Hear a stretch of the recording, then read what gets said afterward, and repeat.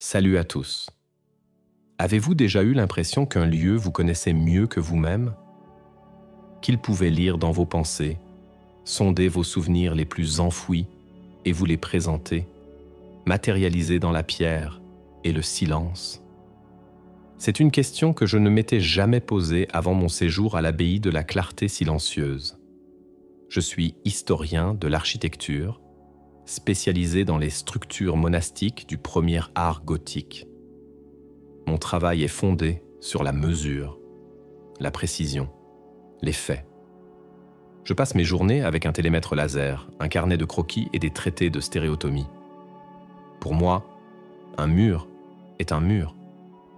Sa position, son épaisseur, ses matériaux sont des données objectives, immuables.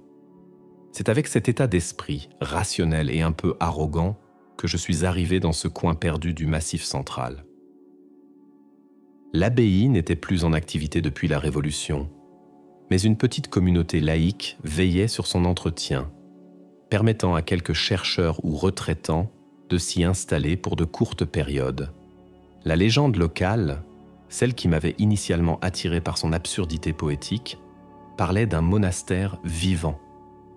On racontait que ses murs, ses couloirs, ses portes changèrent de place. Pas de manière spectaculaire, pas dans un grand fracas de pierre, mais subtilement, s'adaptant à l'âme de celui qui l'habitait. Une porte apparaissait là où il n'y en avait pas la veille pour mener un moine en proie au doute vers la chapelle. Un couloir s'allongeait pour un autre qui fuyait une vérité intérieure, le forçant à une plus longue introspection. Des balivernes, bien sûr. J'y voyais la métaphore d'un cheminement spirituel, une jolie fable pour touristes. Mon projet était simple. Réaliser le relevé architectural le plus précis jamais fait de l'abbaye, créer des plans 3D et publier une monographie qui mettrait fin, une bonne fois pour toutes, à ces superstitions. Je voulais clouer la réalité de l'abbaye sur le papier, la figer dans la certitude des chiffres. J'avais obtenu une autorisation de séjour de 3 semaines. Seul. L'endroit parfait pour un travail de concentration intense. Le voyage lui-même était une préparation à l'isolement. La route sinueuse, les forêts denses, les villages de plus en plus rares. Puis, au détour d'un virage, elle est apparue. L'abbaye de la Clarté Silencieuse. Elle n'avait rien d'effrayant. Au contraire, elle dégageait une sérénité presque écrasante.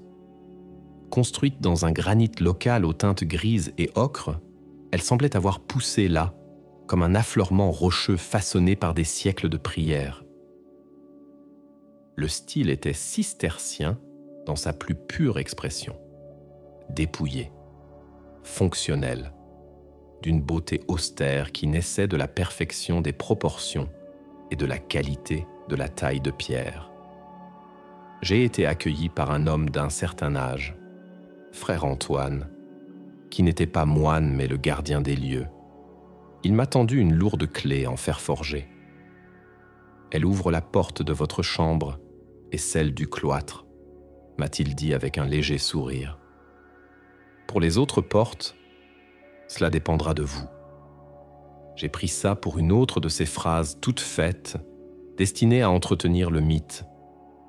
Je me suis installé dans une cellule monacale, sobre mais confortable, et j'ai commencé mon travail dès le lendemain matin, plein d'une certitude scientifique qui allait bientôt être mise à rude épreuve. Je n'imaginais pas alors que ce ne serait pas moi qui allais mesurer l'abbaye, mais l'abbaye qui allait prendre la mesure de mon âme, de mes certitudes et de mes failles les plus secrètes, avec une précision qu'aucun de mes instruments n'aurait jamais pu atteindre. Mon premier jour fut un modèle de productivité méthodique. J'ai commencé par le cloître, le cœur de toute abbaye. Le soleil de fin de printemps filtrait à travers les arcades romanes, dessinant sur le sol des formes géométriques de lumière qui se déplaçaient avec une lenteur majestueuse. Le silence n'était rompu que par le murmure d'une fontaine en son centre et le crissement de mon crayon sur le papier. J'ai mesuré chaque colonne, chaque travée, chaque claveau des voûtes. Mon télémètre laser émettait un petit bip discret, affichant des distances au millimètre près. Tout était parfaitement cohérent. Les proportions étaient d'une régularité exemplaire, un témoignage du génie des bâtisseurs médiévaux. Je suis passé ensuite à la salle capitulaire, où les décisions importantes de la communauté étaient prises. Les voûtes d'ogive reposaient sur 2 colonnes centrales massives. L'acoustique était remarquable. J'ai noté les dimensions, l'orientation, les traces d'anciens bancs de pierre le long des murs.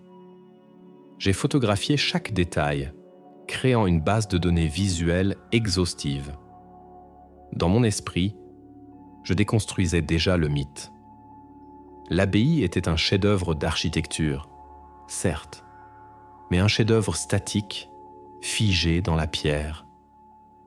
La légende des murs mouvants n'était qu'une invention romantique. Le soir, dans ma cellule, je compilais mes données sur mon ordinateur portable. Les chiffres s'alignaient, les plans prenaient forme. J'éprouvais la satisfaction du scientifique qui met de l'ordre dans le chaos apparent du monde. Frère Antoine m'avait prévenu. Ne vous fiez pas uniquement à vos yeux et à vos machines. Écoutez. Je l'avais remercié poliment, pensant qu'il parlait de l'atmosphère spirituelle du lieu. Le 2e jour, j'ai abordé le réfectoire et le scriptorium. C'est là que la première dissonance est apparue. Une dissonance infime, presque négligeable. Dans le long couloir qui menait du cloître au scriptorium, j'avais mesuré la veille une distance de 24,78 mètres entre la porte d'entrée et la première fenêtre. En revérifiant ma mesure le lendemain après-midi, mon laser afficha 24,91 mètres, 13 cm d'écart. J'ai froncé les sourcils. Une erreur de ma part, sans aucun doute. J'avais dû mal positionner l'appareil, ou peut-être la batterie faiblissait-elle. J'ai refait la mesure. 24,91 mètres. J'ai secoué la tête, un peu agacé par ma propre négligence de la veille. J'ai corrigé la donnée sur mon plan, en pestant contre ma fatigue. Pourtant, une graine de doute avait été plantée. Plus tard dans la journée, en dessinant l'élévation du mur nord du réfectoire, j'ai remarqué quelque chose d'étrange à propos d'une petite ouverture murale, une sorte de passe-plat qui devait servir à communiquer avec les cuisines. Sur mes photos de la veille, elle semblait parfaitement carrée. Mais là, sous mes yeux, elle me paraissait légèrement rectangulaire, plus haute que large. J'ai sorti mon mètre ruban. Les dimensions ne correspondaient pas à ce que j'avais en tête. Encore une fois, j'ai mis ça sur le compte de la fatigue, de la perspective, des jeux d'ombre et de lumière qui peuvent être si trompeurs dans ces vieux bâtiments. Je me suis forcé à ignorer ces petites incohérences, à me concentrer sur mon travail. Mais le soir, en regardant mes plans, une sensation de malaise s'est installée. C'était comme essayer de superposer 2 dessins presque identiques, mais avec de micro-décalages. L'image globale était la même, mais les détails ne s'alignaient plus parfaitement.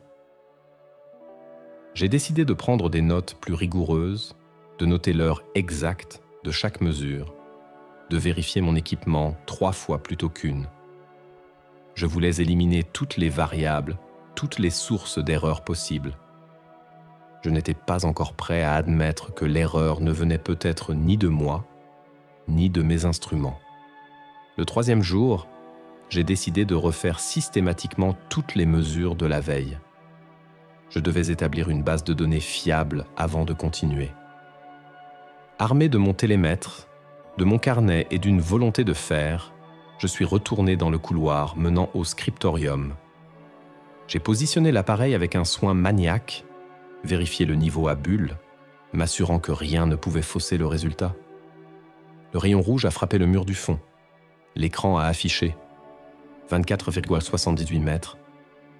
La mesure de mon premier jour, j'ai senti un frisson parcourir mon échine, malgré la douceur de l'air.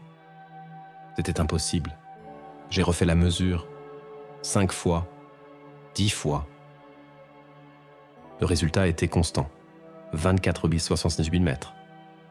La mesure de 24,91 mètres de la veille avait disparu, comme si elle n'avait jamais existé. J'ai sorti mon carnet. La note était là, écrite de ma main. Jour 2, 15h30, couloir scriptorium, 24,91, correction de l'erreur du jour 1. Quelle erreur! L'erreur était maintenant ou hier. Mon esprit scientifique, si bien organisé, commençait à se fissurer. J'ai passé le reste de la journée dans un état de concentration fébrile, presque paranoïaque. Je mesurais une distance, la notais, puis revenais la mesurer 1 heure plus tard. Parfois, elle ne changeait pas. D'autres fois, de minuscules variations apparaissaient, de l'ordre de quelques centimètres, avant de revenir à leur état initial.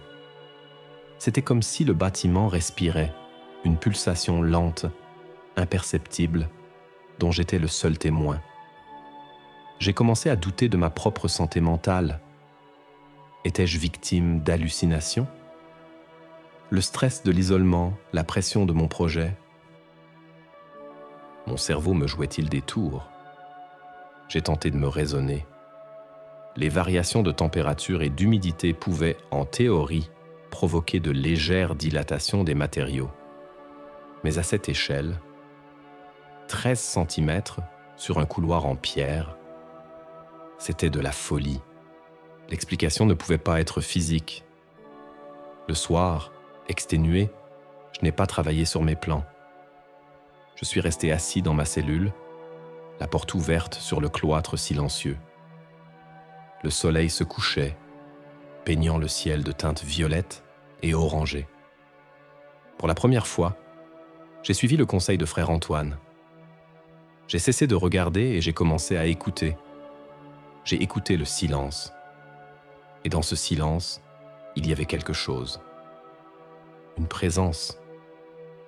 Ce n'était pas le silence vide d'un lieu abandonné, mais le silence dense d'un lieu habité, attentif. J'avais l'impression que chaque pierre, chaque voûte, chaque colonne était consciente de ma présence, de mon trouble. J'ai fermé les yeux et j'ai laissé cette sensation m'envahir. Ce n'était pas effrayant. C'était interrogateur. L'abbaye ne me voulait aucun mal.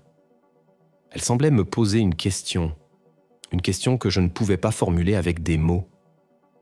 En rouvrant les yeux, mon regard a été attiré par le mur en face de moi, dans le déambulatoire du cloître. C'était un mur plein, un simple appareil de pierre grise que j'avais examiné des dizaines de fois.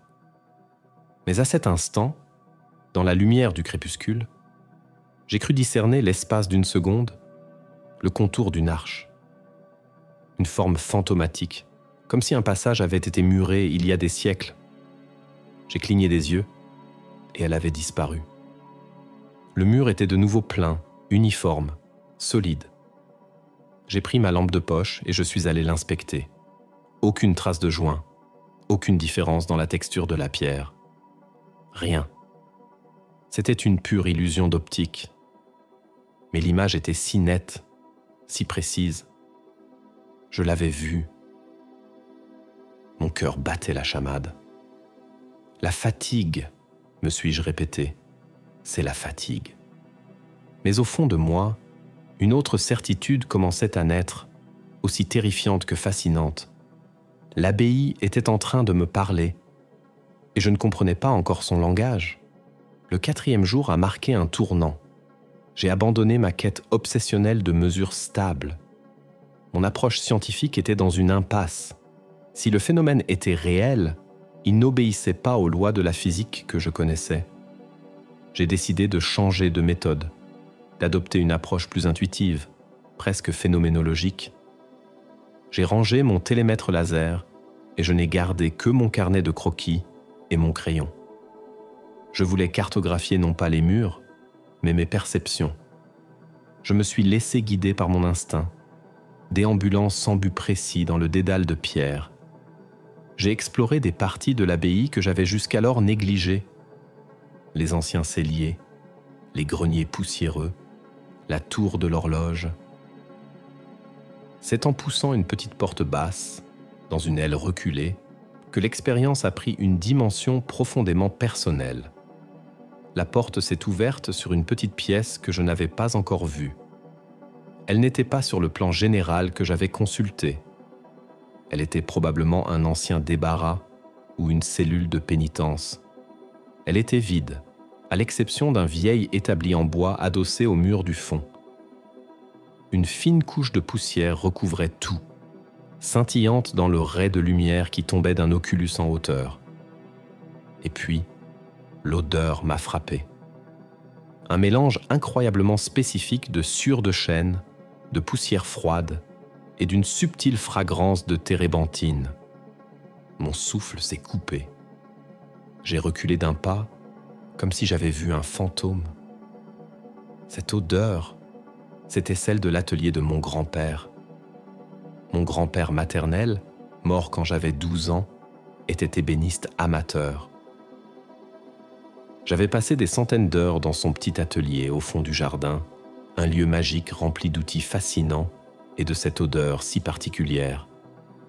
La pièce dans laquelle je me trouvais n'était pas seulement similaire, c'était une réplique quasi parfaite. La disposition de l'établi par rapport à la source de lumière, la hauteur du plafond, même une fissure caractéristique dans le sol en pierre, tout était là.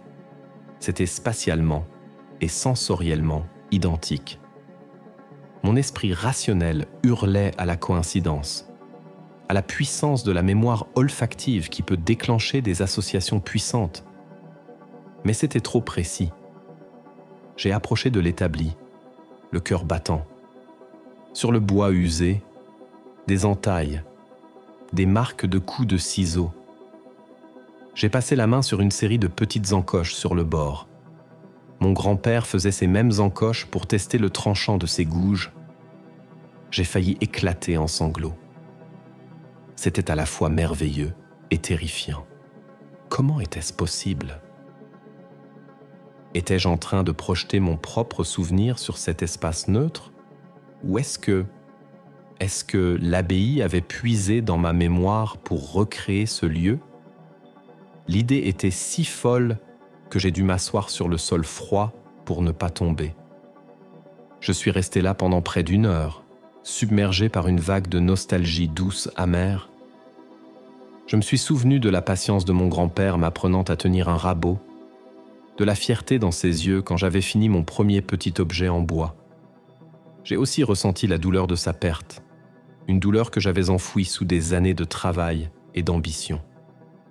En sortant de la pièce, j'étais sonné.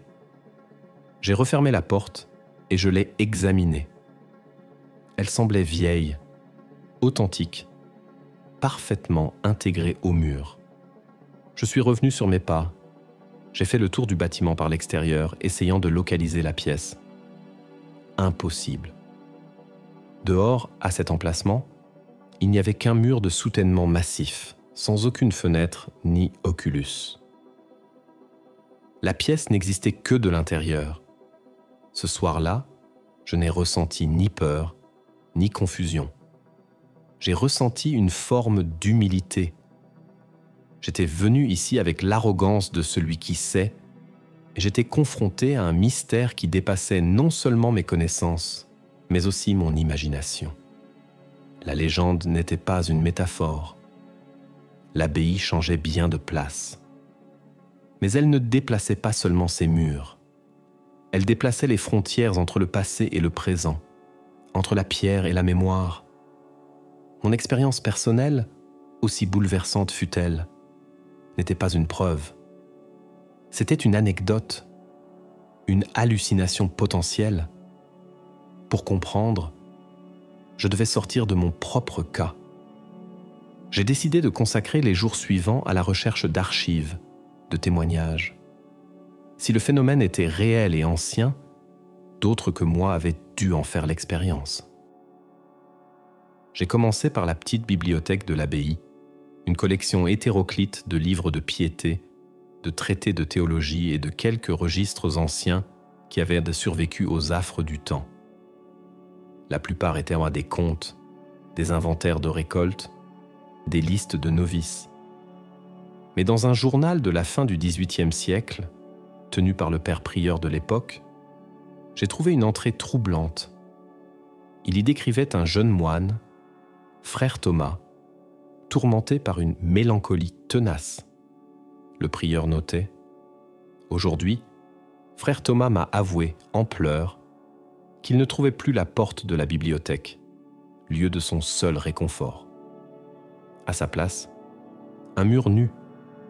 Il dit que l'abbaye lui refuse la consolation des mots. Je lui ai dit que les murs ne sont que le reflet des nôtres et qu'il doit d'abord abattre celui qui l'a bâti dans son cœur. » C'était la première confirmation écrite, bien que formulée dans le langage de la spiritualité, que je n'étais pas le premier à voir des portes disparaître. Encouragé, je me suis rendu au village voisin, à une dizaine de kilomètres. Les archives municipales étaient modestes, mais la greffière, une femme curieuse et passionnée par l'histoire locale, m'a donné accès à des boîtes de documents non classés. J'y ai passé 2 jours, le dos courbé sur des lettres jaunies et des carnets de voyage, et j'ai trouvé des pépites. Une lettre d'un botaniste anglais, datée de 1882. Il avait séjourné à l'abbaye pour étudier la flore alpine. Il écrivait à sa sœur « C'est un endroit des plus singuliers, Mary. » Hier, en cherchant un raccourci vers le potager, j'ai ouvert une porte dans le cloître, une porte que je jurerais ne pas avoir vue auparavant. Elle menait à une petite cour intérieure, un jardin clos que le gardien lui-même ne connaissait pas. Et là, chose extraordinaire, poussait une variété de roses sauvages que je n'ai jamais vues que dans notre Kent natal. Un seul buisson, comme un souvenir de la maison. J'ai voulu y retourner ce matin pour prendre un échantillon, mais la porte avait disparu. Le mur est redevenu lisse, comme la paume de ma main. Une autre trouvaille, le journal intime d'une jeune femme de la bourgeoisie lyonnaise, venue en retraite spirituelle en 1925. Elle y décrivait son angoisse et sa solitude. Un passage m'a particulièrement marqué. Le grand dortoir est si froid et si vide la nuit. Il me fait peur. Mais hier soir, en me réveillant, j'ai vu que mon alcôve n'était plus ouverte sur la grande salle. Un mur de pierre l'avait fermée, la transformant en une petite chambre protectrice, comme celle de mon enfance. J'ai dormi pour la première fois d'un sommeil sans cauchemar. Le motif était clair. L'abbaye ne changeait pas au hasard. Ces transformations étaient toujours liées à l'état émotionnel, aux souvenirs, aux besoins profonds du visiteur. Elle offrait un réconfort, posait un défi, ravivait un souvenir. C'était une architecture thérapeutique, empathique. La confirmation la plus émouvante est venue d'une conversation. La greffière m'a vu passionné par mes recherches et m'a invité à prendre un café. Je lui ai parlé avec prudence de la légende. Elle a souri. Mon arrière-grand-mère y est allée, a-t-elle dit. C'était juste après la Grande Guerre. Elle avait perdu son fiancé à Verdun. Elle n'arrivait pas à pleurer. Elle était comme pétrifiée par le chagrin. Elle a passé une semaine à l'abbaye. Elle n'a jamais dit exactement ce qui s'est passé, mais elle a raconté qu'un après-midi, elle est entrée dans la chapelle et qu'au lieu de l'autel, il y avait un simple banc de bois, identique à celui où son fiancé l'avait demandé en mariage. Elle s'est assise et elle a enfin pu pleurer. Elle est revenue de là-bas, transformée. Je suis rentré à l'abbaye ce soir-là, non plus comme un scientifique face à une anomalie, mais comme un homme face à un mystère profond et bienveillant. Je n'étais plus seul avec mon secret. J'étais l'héritier d'une longue lignée de visiteurs que ces murs avaient touchés, soignés ou mis à l'épreuve.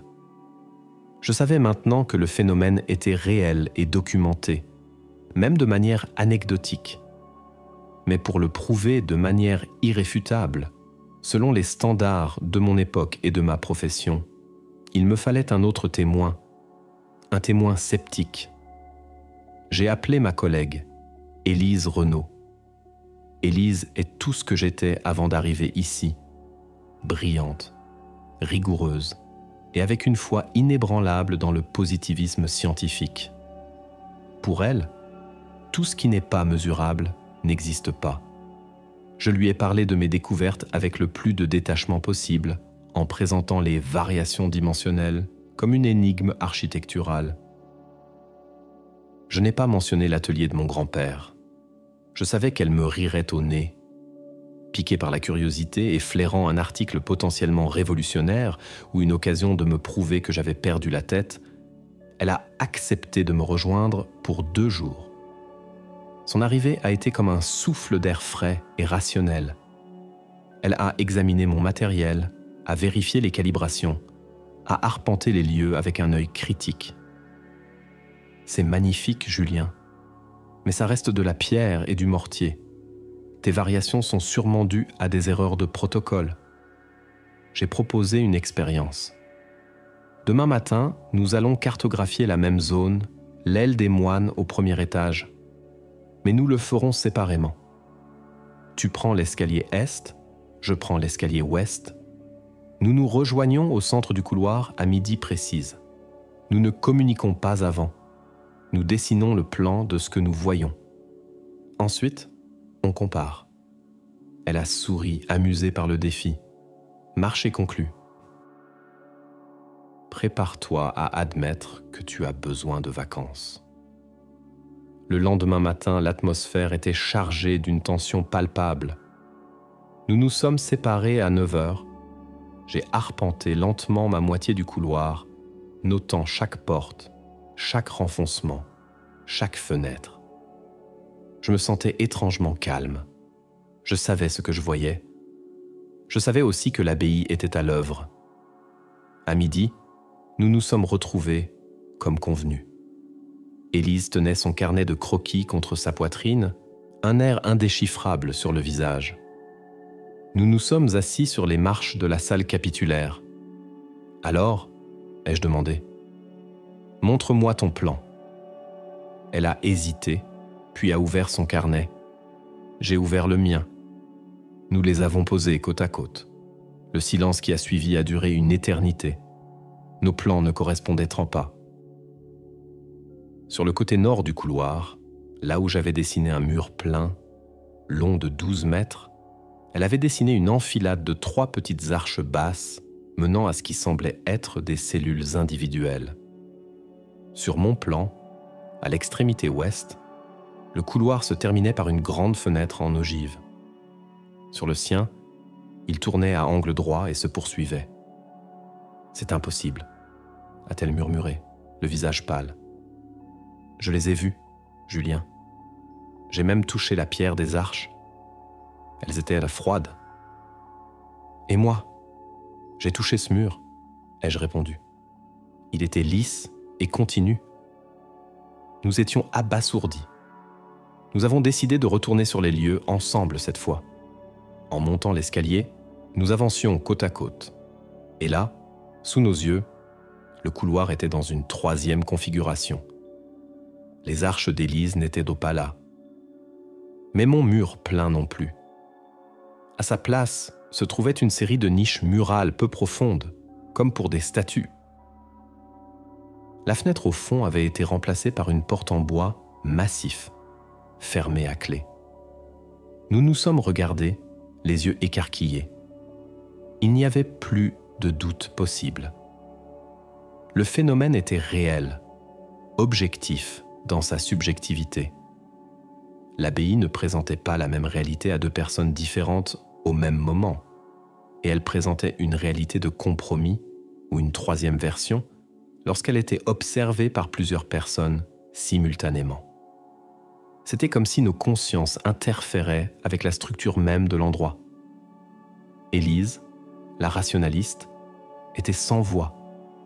Elle a sorti son propre télémètre, a mesuré la nouvelle configuration, à comparer avec nos plans.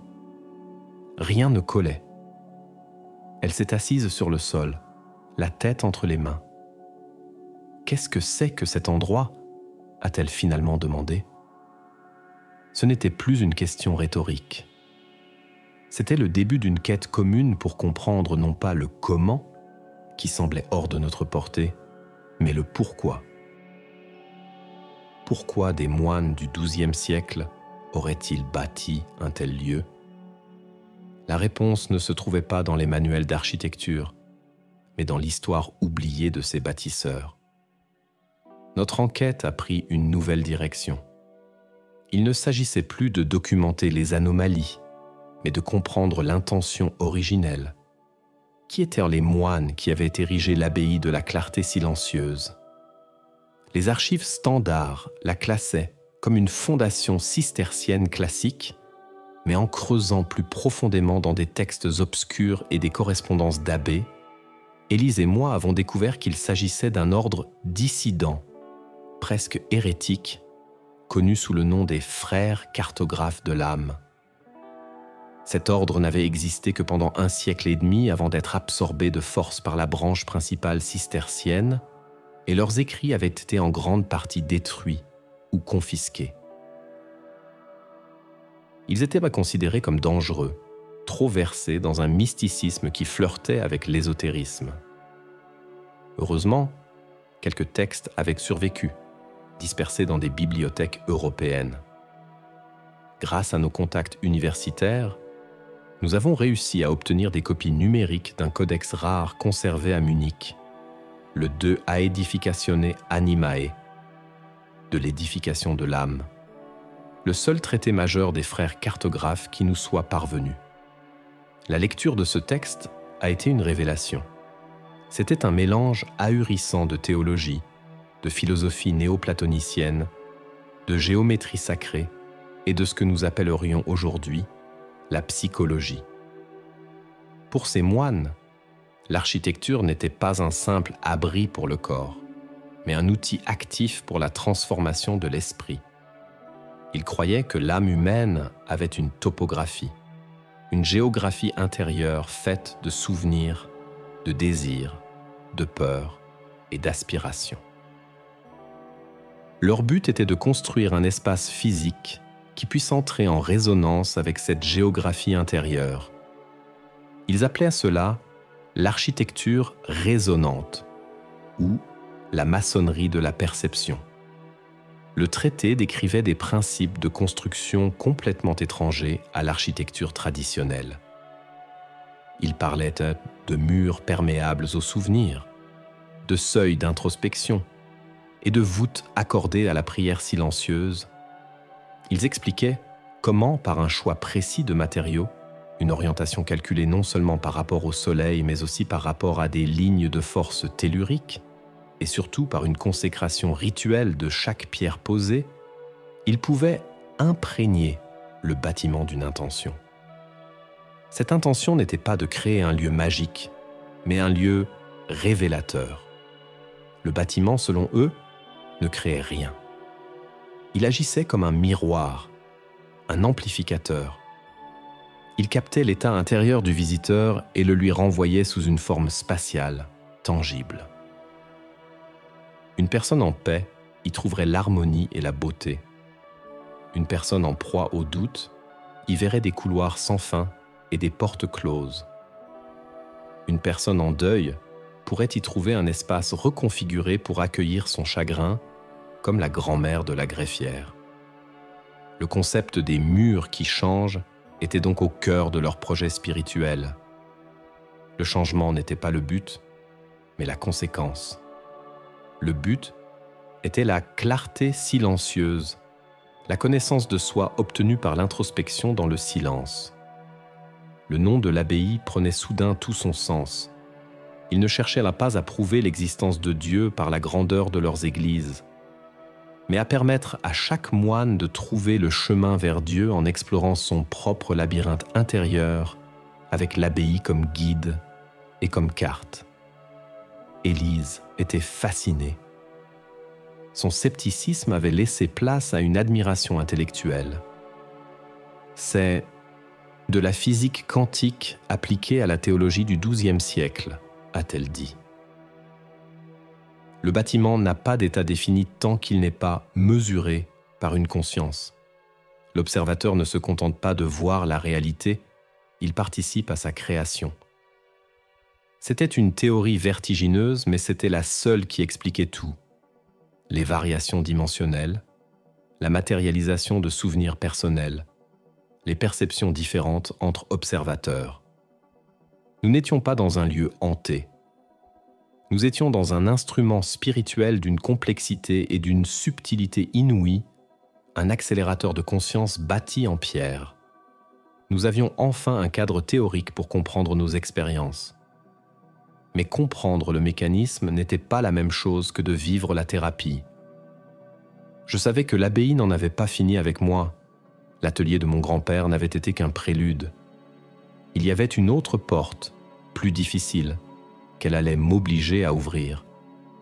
Fort de cette nouvelle compréhension, je sentais que mon voyage à l'abbaye n'était pas terminé.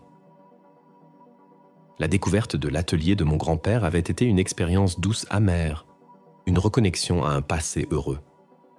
Mais je savais, avec une certitude qui me glaçait le sang, que l'abbaye pouvait aussi révéler des souvenirs plus sombres, ceux que l'on passe une vie à fuir. Élise était repartie pour Paris, chargée de nos notes et de la mission de traduire des passages clés du De Aedificatione Animae. Je suis resté seul, avec la sensation d'avoir un rendez-vous à honorer. Pendant 2 jours, il ne se passa rien de particulier. L'abbaye semblait m'ignorer. Les murs étaient stables, les couloirs familiers. C'était un calme angoissant, le calme avant la tempête. Je savais qu'elle attendait que je sois prêt. Le soir du 3e jour, une tristesse diffuse m'a envahi, une mélancolie sans cause apparente. Je n'avais pas envie de travailler. J'ai déambulé dans le cloître, sous un ciel étoilé d'une pureté incroyable. Mon chemin m'a mené presque malgré moi vers la grande salle du scriptorium où les moines passaient leur journée à copier des manuscrits. La pièce était immense, froide et vide, plongée dans l'obscurité. Je l'ai traversée, guidée par la seule lumière de la lune qui filtrait par les hautes fenêtres. Au fond de la salle, il y avait toujours eu une petite porte de service menant à un escalier en colimaçon. Ce soir-là, la porte était différente. Elle n'était plus en bois brut, mais en chêne peint d'un blanc légèrement écaillé, avec une poignée en laiton que je connaissais trop bien. C'était la porte de l'appartement où j'avais vécu avec Claire, mon premier grand amour, 10 ans plus tôt. Mon cœur s'est mis à battre violemment. Notre rupture avait été brutale, dévastatrice, en grande partie par ma faute. Mon ambition, mon égoïsme, mon incapacité à communiquer l'avaient poussé à bout. Je n'avais jamais vraiment fait face à la culpabilité et aux regrets que je portais depuis. J'ai posé la main sur la poignée froide. Je pouvais faire demi-tour, fuir, retourner dans la sécurité de ma cellule. Mais je savais que ce serait une lâcheté. L'abbaye me mettait au défi. J'ai tourné la poignée et j'ai poussé la porte. Je ne suis pas entré dans un escalier. Je suis entré dans le salon de notre ancien appartement. La lumière n'était pas celle de la lune, mais celle, artificielle et blafarde, d'un lampadaire de rue filtrant à travers les rideaux. Les meubles étaient là, le canapé usé où nous passions nos soirées, la bibliothèque que nous avions construite ensemble, ces tableaux inachevés sur un chevalet dans un coin. L'air était lourd du silence qui précède une dispute inévitable. Et elle était là. Pas un fantôme, mais une présence, une silhouette assise sur le canapé, le dos tourné vers moi. Je ne pouvais pas voir son visage, mais je savais que c'était elle. Je savais que si je m'approchais, la scène de notre dernière conversation, la plus terrible, allait se rejouer. Les mots que j'avais dits, ceux que j'aurais dû dire, tout allait revenir. L'espace autour de moi a commencé à se déformer. Les murs semblèrent se rapprocher, m'étouffer. La bibliothèque paraissait vaciller, les livres menaçant de se déverser sur moi. C'était la matérialisation de ma panique, de ma culpabilité. Je voulais hurler, m'enfuir, mais mes pieds étaient cloués au sol. C'est alors que les enseignements des frères cartographes me sont revenus à l'esprit. Ce n'était pas une punition, c'était une opportunité, un miroir. L'abbaye ne me demandait pas de revivre la douleur, mais de la traverser, de la comprendre. J'ai respiré profondément, j'ai regardé la silhouette sur le canapé, non plus avec terreur, mais avec une immense tristesse. Je n'ai pas essayé de parler, je me suis contenté de formuler les mots dans mon esprit, les mots que j'aurais dû dire il y a 10 ans. Je suis désolé. J'étais jeune, stupide et effrayé. Tu méritais mieux. Je te souhaite d'être heureuse. Au moment où j'ai formulé cette pensée, ce pardon silencieux, la pièce a commencé à changer. La lumière du lampadaire s'est adoucie, devenant moins agressive. Les murs ont reculé, retrouvant leur juste proportion. La silhouette sur le canapé est devenue plus floue, plus transparente, avant de se dissoudre doucement dans l'air. La bibliothèque est redevenue stable. La tension a quitté la pièce. Je suis resté là, debout, en larmes. Mais pour la première fois, ce n'étaient pas des larmes de regret, mais de libération. Un poids énorme venait de quitter mes épaules. J'ai fait demi-tour. La porte blanche était toujours là. Je l'ai franchie et je me suis retrouvé dans le scriptorium silencieux. La porte, derrière moi, était redevenue celle, banale et ancienne, en bois brut. L'épreuve était terminée. J'étais épuisé, vidé, mais en paix. L'abbaye m'avait offert ce que 10 ans de déni m'avaient refusé, la résolution. Le retour à Paris fut un choc culturel. Après le silence et la lenteur de l'abbaye, le bruit, la vitesse et l'agitation de la ville me semblaient absurdes, presque violents. J'ai retrouvé Élise dans notre bureau universitaire, un espace rempli de livres, d'ordinateurs et de certitudes. Nous étions assis face à un mur blanc, sur lequel nous avions projeté nos plans contradictoires, nos photos, des extraits du codex. Notre défi était désormais immense. Comment traduire cette expérience en un langage acceptable pour la communauté scientifique ? Comment publier un article sur une architecture empathique sans être immédiatement relégué au rang de charlatan ?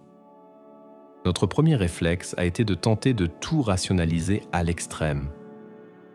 Nous avons exploré des théories avant-gardistes. L'infrason, émis par des courants d'air dans des conduits spécifiques, qui pourraient affecter la perception et provoquer des hallucinations, l'influence de champs magnétiques locaux exceptionnels sur le cerveau, la présence de moisissures psychoactives subtiles dans l'air. Nous avons passé des semaines à élaborer des hypothèses complexes, à chercher des précédents. Mais aucune de ces théories ne pouvait expliquer la spécificité et la cohérence sémantique des manifestations. Un champ magnétique ne recrée pas l'atelier de votre grand-père. L'infrason n'affiche pas les mêmes variations dimensionnelles à des moments différents. Nous faisions fausse route. Nous essayions de faire entrer un phénomène d'une nature différente dans les cases de la physique matérialiste. C'était Élise qui, la première, a eu le courage de l'admettre. « On se trompe de paradigme, Julien », m'a-t-elle dit un soir, épuisée. On essaie de décrire la couleur à un aveugle en termes de longueur d'onde. C'est exact, mais ça ne dit rien de l'expérience du rouge. Le phénomène de l'abbaye n'est pas un phénomène physique. C'est un phénomène de la conscience qui utilise le physique comme support. C'était un saut conceptuel énorme. Cela signifiait que nous devions abandonner l'ambition de créer une étude architecturale traditionnelle. Notre objet d'étude n'était pas le bâtiment en soi, car un tel bâtiment en soi n'existait peut-être pas, mais la relation, l'interaction, l'interface entre la conscience humaine et l'espace-temps dans ce lieu particulier. Notre article ne pouvait pas être un simple rapport. Il devait être un manifeste, une proposition pour une nouvelle discipline à la croisée de l'architecture, de la phénoménologie et des neurosciences cognitives. Nous avons décidé de prendre le risque. Nous avons commencé à rédiger. Notre introduction était une mise en garde. Nous demandions au lecteur de suspendre son incrédulité, non pas pour accepter une vérité, mais pour explorer une question. Nous avons présenté nos données brutes, les mesures contradictoires, les plans qui ne se superposaient pas. Nous les avons présentés non comme des erreurs, mais comme le résultat principal de notre expérience. C'était la preuve d'une instabilité fondamentale. Ensuite, nous avons intégré les témoignages historiques, montrant que notre expérience n'était pas isolée, mais s'inscrivait dans une longue tradition. Puis, nous avons présenté notre découverte principale, la philosophie des frères cartographes de l'âme. C'était notre clé de voûte, le cadre intellectuel qui donnait un sens à tout le reste.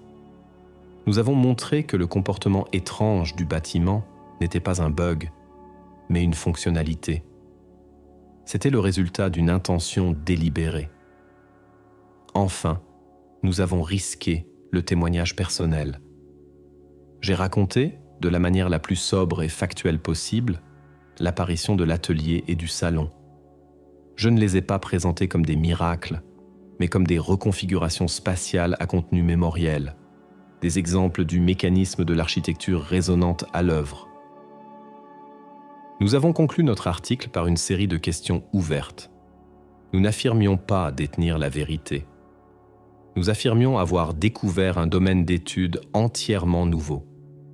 Nous proposions la création d'un protocole d'études interdisciplinaire pour l'abbaye, impliquant non seulement des architectes, mais aussi des psychologues, des historiens des religions, des physiciens et des philosophes. Nous avons soumis notre manuscrit à la plus prestigieuse revue d'histoire de l'architecture. Nous savions que les chances d'acceptation étaient minces. Ce serait soit le début d'une révolution, soit la fin de nos carrières. Les semaines qui ont suivi l'envoi de notre article ont été un mélange d'excitation et d'angoisse. Nous nous attendions à un rejet rapide et méprisant. Au lieu de cela, nous avons eu le silence. Un long silence qui signifiait que notre travail n'avait pas été immédiatement jeté à la poubelle. Il était en cours d'évaluation, ce qui en soi était une petite victoire. Pendant ce temps, ma vie avait changé. L'expérience de l'abbaye m'avait profondément transformé. L'arrogance du scientifique avait laissé place à une humilité nouvelle, à une ouverture d'esprit que je n'aurais jamais cru possible. Mon travail ne me semblait plus être une simple accumulation de faits, mais une quête de sens.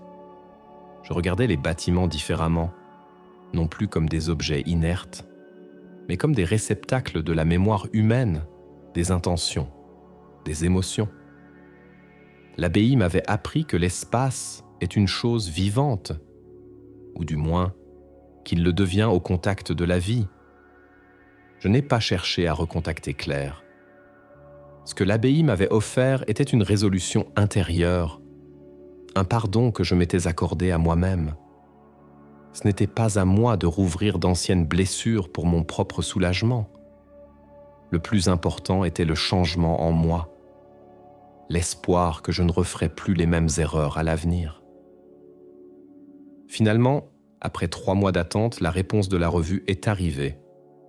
Ce n'était ni une acceptation, ni un rejet. C'était une lettre personnelle du rédacteur en chef, un des historiens les plus respectés de sa génération.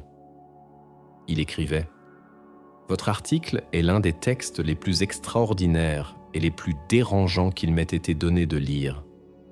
Il viole toutes les conventions de notre discipline. Il repose sur des preuves qui sont, par votre propre aveu, subjectivement variables. Et pourtant, Il possède une cohérence interne et une puissance d'évocation qui interdisent de le rejeter. Il nous expliquait que l'article ne pouvait pas être publié en l'état dans la section « Recherche », mais il nous faisait une proposition sans précédent. Le publier dans une section « Débat » et « Prospective », accompagné des commentaires de plusieurs experts de différents domaines, un philosophe, un physicien, un psychologue, et de notre propre réponse à leurs critiques. C'était bien plus que ce que nous avions osé espérer. Ce n'était pas une validation, mais l'ouverture d'un dialogue au plus haut niveau. Notre bombe n'avait pas été désamorcée. Elle allait être détonée au centre de l'arène académique. La publication a fait l'effet d'un tremblement de terre. Nous avons été inondés de courriels. Certains nous accusaient de fraude, de mysticisme déplacé, de déshonorer notre profession. D'autres, plus nombreux et souvent issus de disciplines autres que la nôtre, nous écrivaient pour exprimer leur fascination, pour partager leurs propres expériences de lieux étranges, pour proposer des pistes de recherche.